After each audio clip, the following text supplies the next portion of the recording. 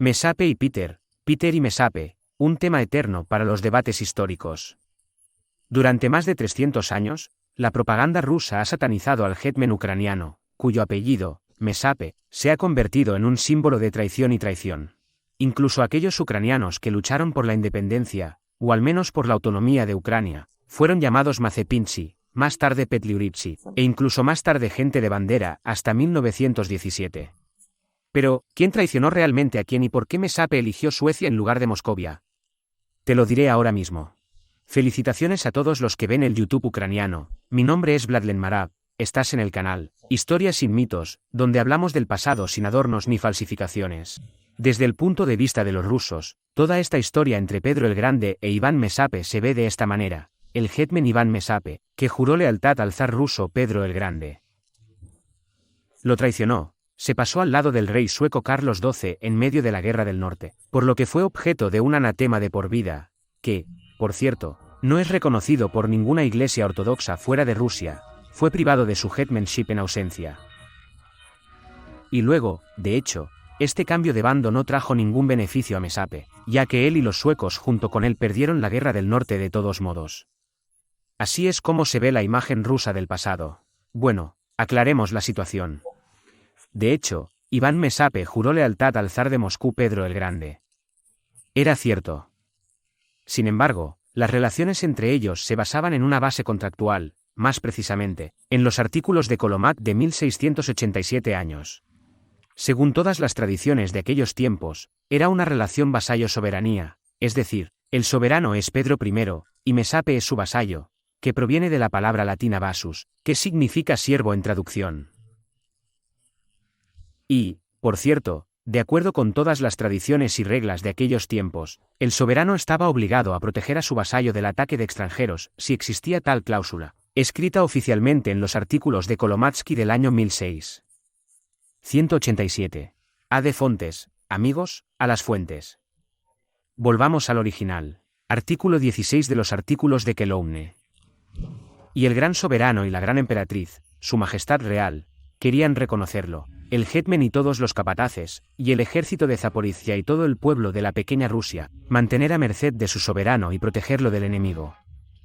En cada defensa, y habrá un enemigo de los grandes soberanos para atacar las ciudades pequeñas rusas, habrá militares para ayudar por decreto de los grandes soberanos.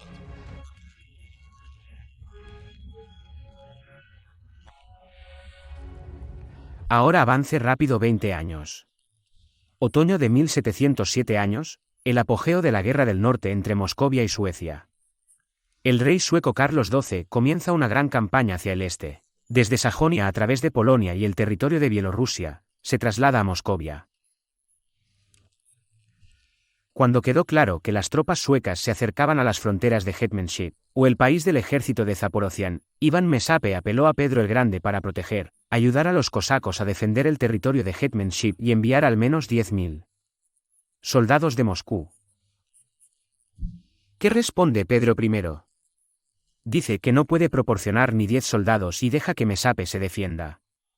Esta es una violación directa del artículo 16 de los artículos Kolomatsky del año 1687. Esto le da a Mesape una razón oficial y formal para dejar a su soberano, ya que no cumplió con sus obligaciones según el contrato. En consecuencia, Iván Mesape intensificó aún más las negociaciones secretas con el gobernante de la mancomunidad, polaco-lituana Stanislav Leszczynski y el rey de Suecia Carlos XII. Pero, además, en realidad, Mesape ya tenía muchos motivos para romper relaciones con Pedro. El descontento había ido creciendo durante años. El hecho es que durante muchos años los regimientos de cosacos se utilizaron en la Guerra del Norte lejos de su tierra natal, es decir, en los estados bálticos, en Bielorrusia y en Polonia. Los ucranianos fueron a construir la nueva capital del país, San Petersburgo, donde muchos de ellos simplemente murieron y no regresaron a casa. Las tropas moscovitas guarnecieron las ciudades de la margen izquierda de Ucrania y se dedicaron a la extorsión real, ya que la población local se vio obligada a apoyarlas a sus propias expensas. Al hetman también se le prohibió participar en política exterior. La copa de la paciencia de Iván Mesape estaba rebosante, y lo sorprendente es que después de que su señor supremo se negara a cumplir con sus obligaciones directas, Iván Mesape se mudó a otro señor supremo que le ofreció mejores condiciones. Aquí, en una carta al coronel Starodubski Iván Skoropadsky fechada el 10 de noviembre de 1708 años, Mesape explica en detalle sus razones para la acción militar contra el reino de Moscú.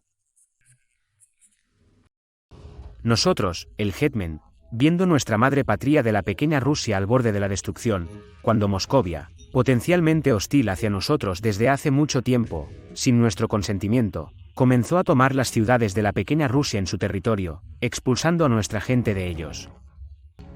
Quieren apoderarse de hetman, generales, coroneles y todas las tropas de Zaporozhian, para conducirlos a la esclavitud tiránica, borrar el nombre del ejército de Zaporozhian y convertir a los cosacos en dragones y soldados, para esclavizar a nuestro pueblo. En esta misma carta, Iván Mesape también explica las razones por las que eligió el patrocinio del rey sueco Carlos XII. Su Majestad Real siempre está feliz con su arma invencible para defender, liberar y restaurar nuestros derechos y libertades de ese yugo tiránico de Moscú, no solo para restaurar, sino también para multiplicar y expandir, como nos aseguró con su palabra real inquebrantable. Y también aprobó estas promesas por escrito. Entonces, cuando las tropas suecas ingresaron al territorio de Etmanate en el otoño de 1708, el zar de Moscú se negó a brindar asistencia. Iván Mesape abandona la protección de Pedro el Grande y se pasa al lado del rey Carlos XII, concluyendo un acuerdo con él. El problema es que el texto del acuerdo no se ha conservado, por lo que no podemos saber con certeza lo que acordaron, y hasta qué punto las propuestas suecas fueron mejores que la realidad que existía bajo el gobierno del zar de Moscú. Sin embargo, a partir de documentos indirectos, por ejemplo, la retirada de los derechos de Ucrania por PYLYP Orly, que transmite el contenido del acuerdo ucraniano-sueco, podemos concluir que trataba los siguientes puntos. Primero, el ejército sueco protege a Ucrania de los enemigos y los cosacos le proporcionarán alimentos. Segundo, todos los territorios tomados por Moscovia serán devueltos a Ucrania. El tercero, Iván Mesape es reconocido como el gobernante, príncipe, vitalicio de Ucrania. El cuarto, todos los derechos de las clases sociales permanecerán inviolables. Quinto, el rey de Suecia no tiene derecho a apropiarse del título y escudo de armas del Principado ucraniano.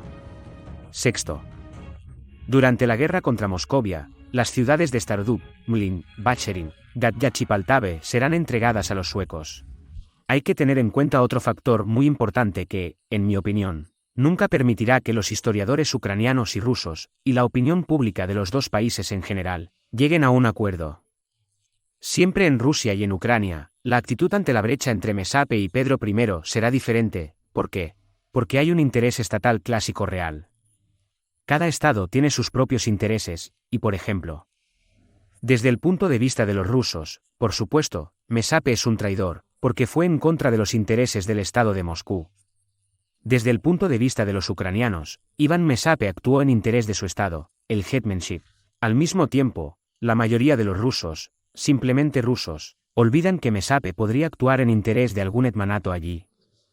El territorio del hetmanato se percibe como una parte integral del reino de Moscú, y luego del imperio ruso.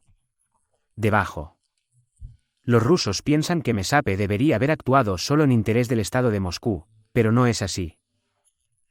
Queridos amigos, si el territorio de hetmanship es una parte absolutamente integral del reino de Moscú, entonces, ¿por qué había un hetman, su gobierno, un capataz general, un sistema administrativo separado del de Moscú, regimiento 100, había un ejército separado, a saber, los cosacos registrados de 30.000 cosacos, incluso había fronteras aduaneras entre hetmanship y el territorio de Moscovia?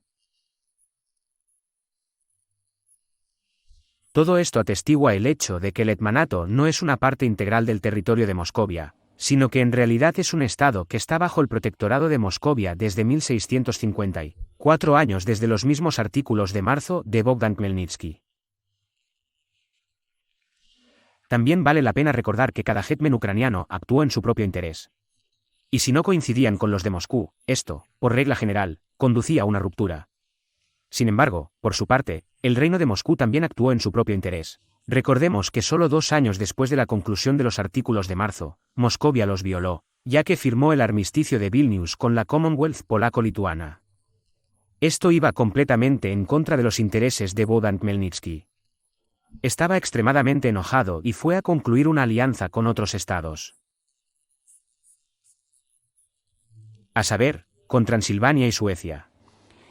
Y durante el reinado de casi todos los hetmen posteriores después de Bogdan Khmelnytsky, se pueden observar dos opciones opuestas. O el sometimiento a Moscovia termina con el hecho de que el hetmen pasa a relaciones aliadas con otro estado, como lo fue, en el ejemplo, con Iván Biovsky o Yuri Khmelnytsky.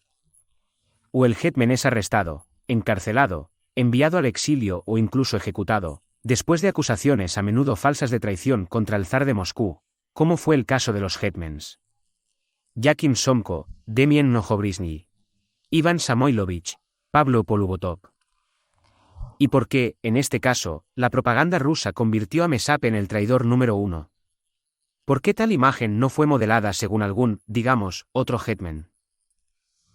El caso es que la propaganda rusa, tradicionalmente muy activa, intenta actuar también fuera de las fronteras de su país. Y esta tradición fue establecida por Pedro el I.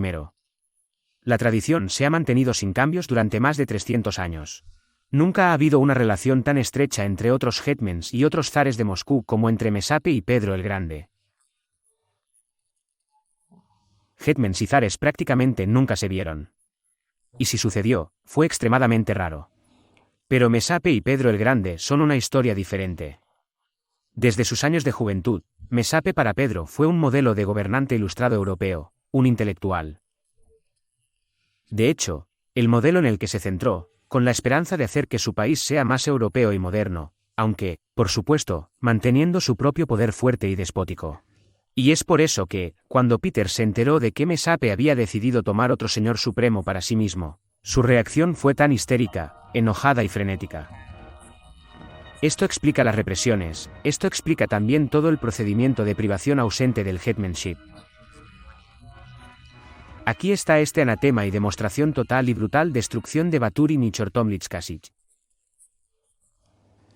Estimados amigos, si les gustó nuestro vídeo, suscríbanse al canal Historias sin mitos, denle me gusta, compartan nuestros vídeos en las redes sociales. Si tiene el deseo y la oportunidad de apoyarnos en Patreon. Nos vemos luego.